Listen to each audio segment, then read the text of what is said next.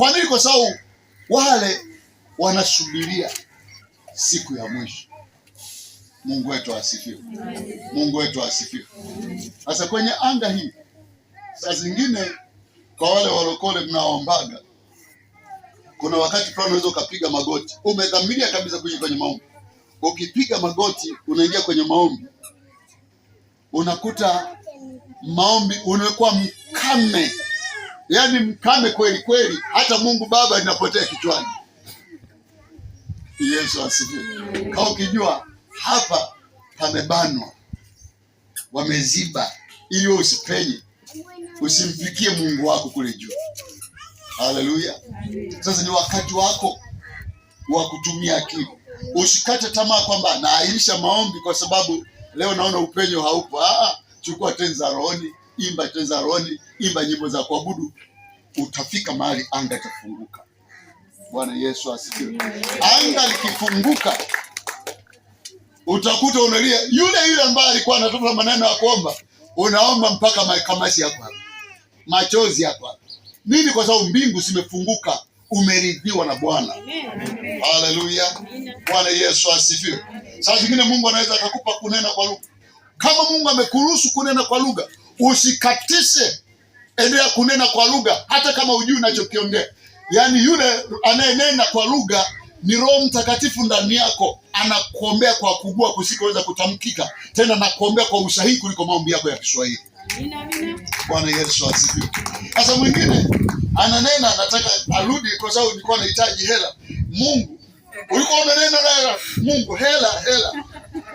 Usirudi, nenda huko ulikopelekwa, elekea huko. Haleluya. Utakutana mamlaka ya Kristo. Na unakuta ukimaliza kwenye maombi unakuwa kepesi kama karatasi. Yaani kepesi kama utakii dunia hii ukanyaki. Nini?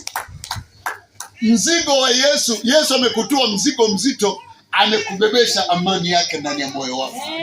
Yaani wokovu na raha yake, watumishi wa Bwana. Yaani kuna raha fulani kwenye utumishi. Ukifika mahali ukamjua Mungu vizuri, unajua hata unapotembea duniani huku una uhakika. Haleluya. Amen. Kama ambavyo nina uhakika hakuna mamlaka yoyote chini ya jua inaweza kuniua. Hakuna mchawi yoyote chini ya jua anaweza kuniua. Amen. Hakuna wakuu wa giza wote, hata kama pana wachawi hapa kwenye kitongoji chetu, na wathibitishia katika Kristo anayemtumikia, hayuko anayeweza kuisengelea shule hii. Kwa nini? Kwa sababu mamlaka nilionayo mimi ni mamlaka inayozidi mamlaka zote mbinguni, duniani na kuzimu. Yesu ndiye naye. Usimpuze, usimdhalilishe kwa kuogopa wachawi. Yeyote ambaye unakokwenda kanisani kokote, na kuthibitishia Yesu ndiye naye yuko ndani yako, ana mamlaka yote. Hakuna mchawi anayeweza kukuloga wewe. Sisi kwanza urogeki. Hebu sema mimi sirogeki. Sema sirogeki. Kwa nini urogeki? Kwa sababu Yesu yuko ndani yako. Mungu Baba yuko ndani yako. Alafu wewe uko ndani ya Yesu. Na huyo Yesu anayemwabudu yuko ndani ya Mungu Baba. Kwa lugha nyingine nyepesi, shetani au mchawi kitaka kukuloga wewe, amloge Mungu Baba, amshinde, amloge Yesu Kristo, amshinde, akukute kule ndani, wewe ndo akukute. Hivi inawezekana? Impossible, insuperable. Haiwezekani, haitakuja kuwezekana. Kwa hiyo mamlaka ya Kristo tuliye naye ni mamlaka tukufu na ni mamlaka kuu mno. Bwana Yesu asifiwe. Amen. Watumishi, sikiliza. Anasema mahali popote ambapo nyao za miguu yako zitakanyaga, mimi Mungu nimekupa. Mama, hapa ndio kwako Mungu amekupa. Ni marufuku kuanzia sasa mchawi yoyote na mwanga yoyote ukatiza kwenye anga hii. Haleluya. Kwa nini? Kwa sababu sisi tumepewa. Amen. Yoshua 1:3 anasema mahali popote ambapo nyayo za miguu yako zitakanyaga, mimi Mungu nimekupa. Kama umepewa, maana shetani hana ruksa kukatiza. Na ndio maana umekuja hapa kuweka wakfu. Ili nini? Ardhi hii ni mali ya Kristo.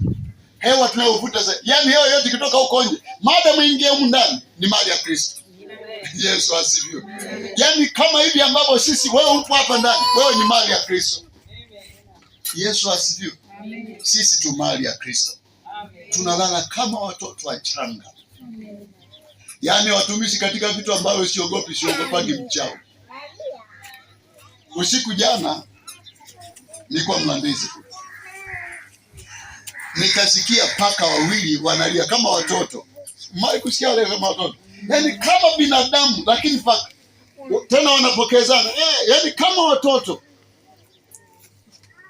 Sasa nitoka kule tunakolala siku zote, nilikuwa nimejifungia tu kwenye chumba changu, nimetulia na Bwana. Usiku kama saa 8 nimekaa nimetulia, kasema hivi, kumbe Mungu unasifiwa kwa namna hii.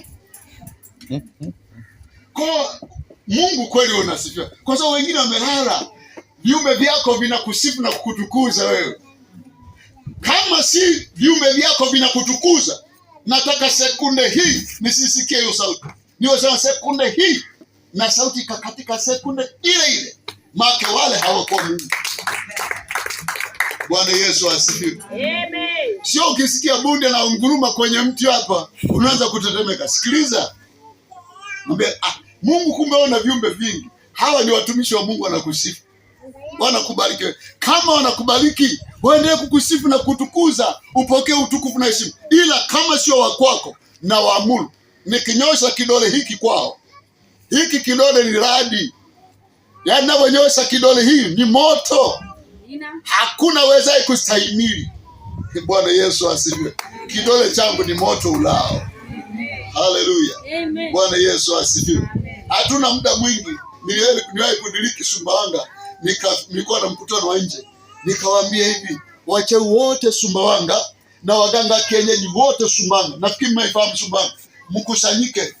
Nimekuja kumdhihirisha na kumthibitisha Mungu wa kweli. Sio hiyo Mungu. Mwalikana Zambia, mwalikana Kigoma, kwa sababu amlagi mtu nyama ya mtu peke yako mchawi. Mnaalikana. Sasa alikaneni mje mtuthibitishiane yupi ni Mungu wa kweli. Haleluya. Unapoongea hayo usiwe na mashaka moyoni. Yaani kinachotatiza watakatifu ni hofu. Hofu ni adui wa imani yako. Mashaka ni adui wa imani yako. Usiwe na mashaka unapotamka chochote. Amini kwamba wewe ni Mungu.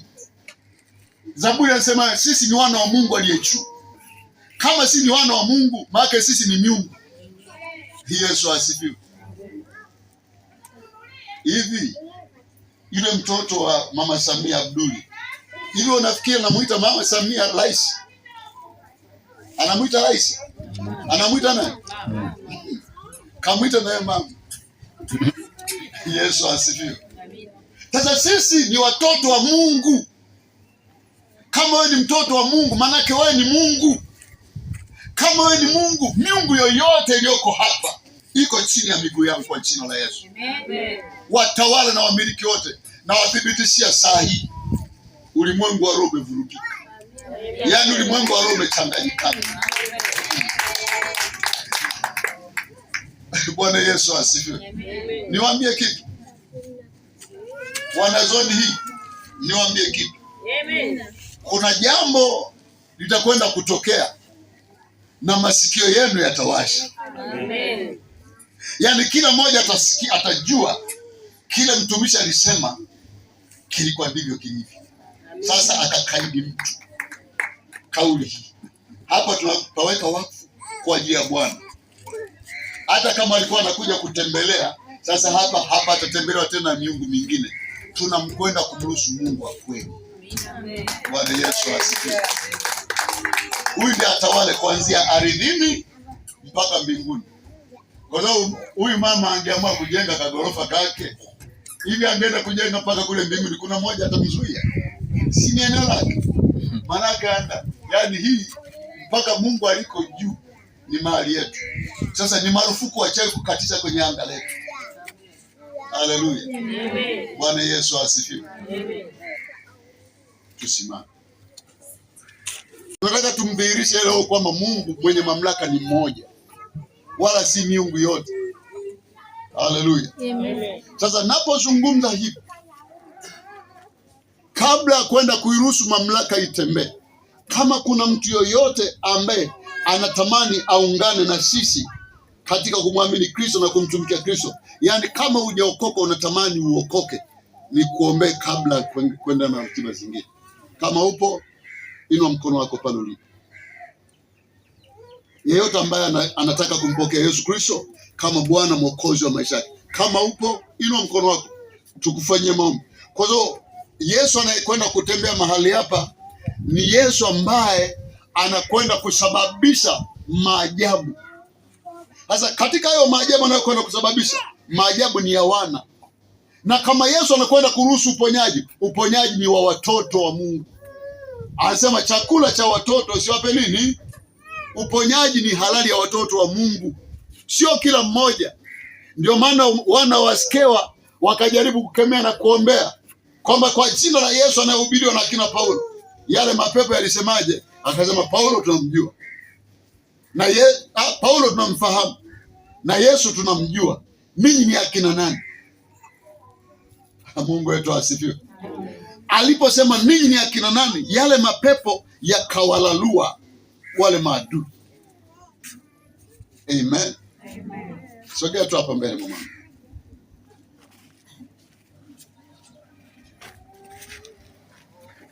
Usiogope kama hauna Yesu. Wokovu ni kitu cha kawaida sana. Ni badiliko la ndani. Wokovu ni very simple. Ni kuamini kwamba Mungu yupo na anafanya maajabu. Ukiamini, Mungu anakwenda kufanyia maajabu. Saa zingine unaweza usinielewe vizuri, lakini utakaoelewa kwamba ni mamlaka gani natembea.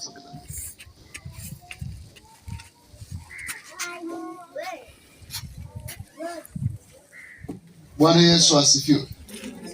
Na heri ninyi ambao mmeamua kumpa Yesu maisha. Biblia akasema chagueni hivi leo mtakayemtumikia, kama ni Mungu au miungu mingine. Ni maamuzi, na si maamuzi haya ni maamuzi ya muhimu kuliko maamuzi mengine yoyote ambayo mwahi kufanya duniani.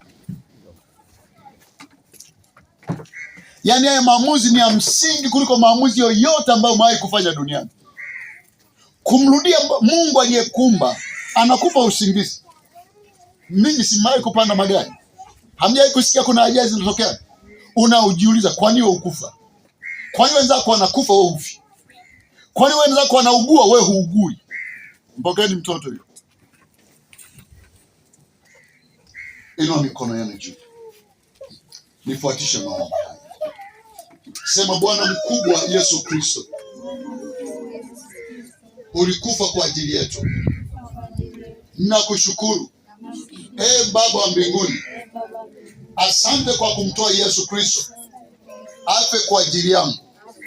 Leo hii Bwana, ninakuja mbele zako, naomba unisamehe makosa yangu yote, dhambi zangu zote na uovu wangu wote. Ninatubu leo mbele zako Bwana. Ninaomba futa jina langu kwenye kitabu cha hukumu, andika upya jina langu kwenye kitabu cha uzima. Kuanzia leo, Roho Mtakatifu karibu ndani yangu. Yesu Kristo karibu ndani yangu. Mungu Baba karibu ndani yangu. Geuza tabia zangu zifanane na wewe. Usemi wangu ufanane na wewe. Mawazo yangu yafanane na wewe. Bwana Yesu, chukua nafasi kwenye maisha yangu. Shetani, ninakukataa na kazi zako zote na magonjwa yako na majini yako na mapepo yako. Ninakukataa kwa jina la Yesu. Mimi si mali yako. Mimi ni mali ya mwingine.